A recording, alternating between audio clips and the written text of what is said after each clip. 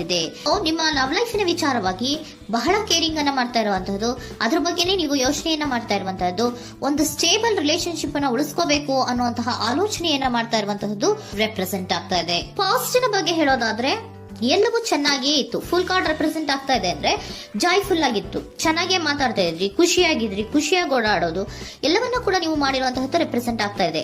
ಆದ್ರೆ ನೀವು ಯಾವಾಗ ಸೀರಿಯಸ್ ಆಗಿ ಕಮಿಟ್ಮೆಂಟ್ ಅನ್ನ ಕೇಳೋದಕ್ಕೆ ಶುರು ಮಾಡ್ತಿರೋ, ಅಥವಾ ನೀವ್ ಯಾವಾಗ ಸ್ವಲ್ಪ ಚೇಂಜಸ್ ಗಳನ್ನ ಮಾಡ್ಕೋ ಅಂತ ಹೇಳೋದಕ್ಕೆ ಶುರು ಮಾಡ್ತಿರೋ, ಅಥವಾ ನೀವು ಸ್ಪಷ್ಟವಾಗಿ ನಿಮ್ಮ ಲವ್ ಲೈಫಿನ ವಿಚಾರವಾಗಿ ಹೀಗೆ ಇರಬೇಕು ಅಂತ ಯಾವಾಗ ಒಂದು ಗಡಿಗಳನ್ನ ಹಾಕೋಕೆ ಶುರು ಮಾಡ್ತಿರೋ, ಆಗ ನಿಮ್ಮ ಲವ್ ಲೈಫಿನ ವಿಚಾರದಲ್ಲಿ ಫೀಲಿಂಗ್ಗಳು ಲೆಫ್ಟ್ ಔಟ್ ಆಗುವಂತ ಸಾಧ್ಯತೆಗಳು ಇದ್ದಿರುವಂತಹದ್ದು ನಿಮ್ಮ ಪಾಸ್ಟ್ ನಲ್ಲಿ ರೆಪ್ರೆಸೆಂಟ್ ಆಗ್ತದೆ. ನೀವೇನಾದ್ರೂ ಹಾಗಿರ್ಬೇಕು ಹೀಗಿರ್ಬೇಕು ಅಂತ ಏನಾದ್ರೂ ನೀವು ಅವ್ರಿಗೆ ಹೇಳಿದ್ರೆ ಅವರು ನಿಮ್ಮಿಂದ ಸ್ವಲ್ಪ ಸ್ವಲ್ಪ ದೂರ ಹೋಗಿರುವಂತಹದ್ದು ರೆಪ್ರೆಸೆಂಟ್ ಆಗ್ತಾ ಇದೆ. ಯಾಕಂದ್ರೆ ನೀವು ಖುಷಿಯಾಗಿರ್ಬೇಕು, ಸಂತೋಷವಾಗಿರ್ಬೇಕು ಅಷ್ಟನ್ನ ಮಾತ್ರನೇ ಅವರು ಎಕ್ಸ್ಪೆಕ್ಟ್ ಅನ್ನ ಮಾಡುವಂತಹದ್ದು.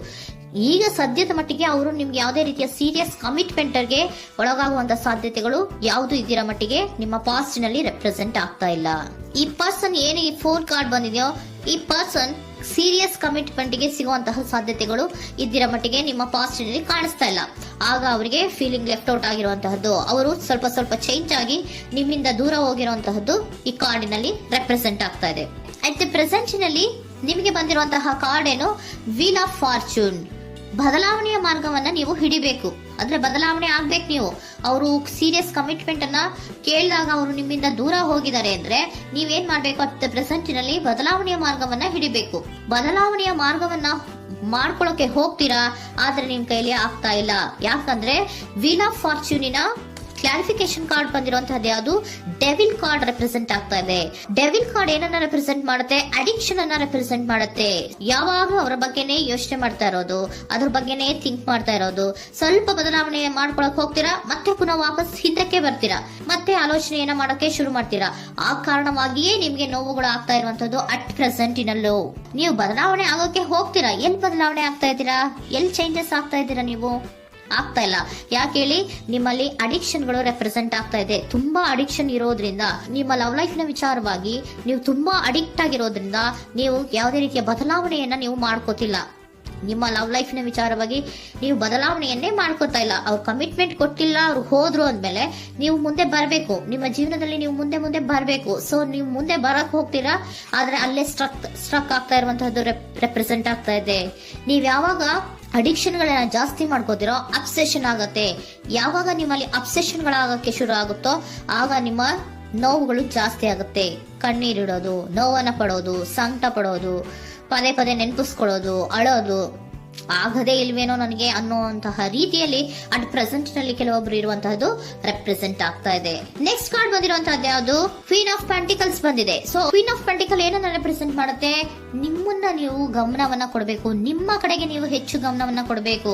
ಅವ್ರು ನಿಮ್ಗೆ ಸೀರಿಯಸ್ ಕಮಿಟ್ಮೆಂಟ್ ಕೊಡ್ಲಿಲ್ಲ, ಫೀಲಿಂಗ್ ಲೆಫ್ಟ್ ಔಟ್ ಆಯ್ತು, ಅವರು ದೂರ ಆಯ್ತು, ಹೋದ್ರು ಅಲ್ವಾ.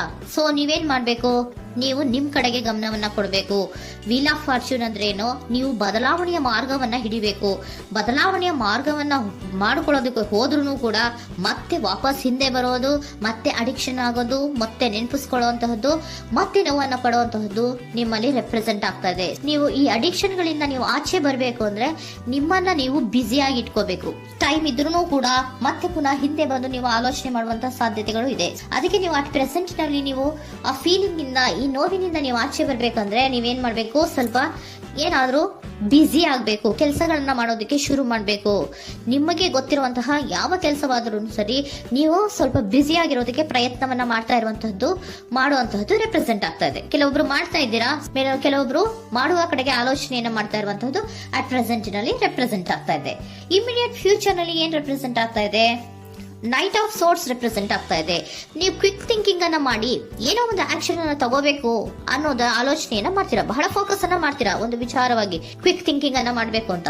ಮತ್ತೆ ಪುನಃ ಏನ್ ಮಾಡ್ತೀರಾ, ನಿಮ್ಮ ಮುಂದೆ 2 ಆಪ್ಷನ್ಗಳು ಬಂದ್ಬಿಡುತ್ತೆ. ಯಾವ್ದು ಮಾಡ್ಲಿ, ಹೇಗ್ ಮಾಡ್ಲಿ, ಏನ್ ನನ್ನ ಕೈಲಿ ಆಗ್ತಾ ಇಲ್ವಲ್ಲ ಮರೆಯೋದಕ್ಕೆ, ಮುಂದೆ ಹೋಗೋಣ ಅಂತೀನಿ, ಮತ್ತೆ ಏನಿದು ಕನ್ಫ್ಯೂಷನ್ ಅಂತ ಮತ್ತೆ ಕನ್ಫ್ಯೂಷನ್ ಅಲ್ಲಿ ಇರುವಂತಹದ್ದು ಇಮಿಡಿಯೇಟ್ ಫ್ಯೂಚರ್ ನಲ್ಲಿ ರೆಪ್ರೆಸೆಂಟ್ ಆಗ್ತಾ ಇದೆ. ನೀವೇನ್ ಮಾಡ್ಬೇಕು, ಈ 2 ಆಯ್ಕೆಗಳಲ್ಲಿ ನಿಮಗೆ ಯಾವ ಆಯ್ಕೆ ಬೇಕು ಅನ್ನೋದನ್ನ ಫಸ್ಟ್ ಆಲೋಚನೆಯನ್ನ ಮಾಡಿ ನಂತರ ನಿರ್ಧಾರವನ್ನ ಮಾಡಬೇಕಾಗುತ್ತೆ. ಡಿಟರ್ಮಿನೇಷನ್ ಅಂಡ್ ಡೈರೆಕ್ಷನ್, ನಿರ್ಣಯವನ್ನ ಮಾಡಿ ಅದೇ ದಾರಿಯಲ್ಲಿ ನೀವು ಮುಂದೆ ಹೋಗ್ಬೇಕು ಈ ಆಲೋಚನೆಯನ್ನ ಮಾಡಬೇಕು.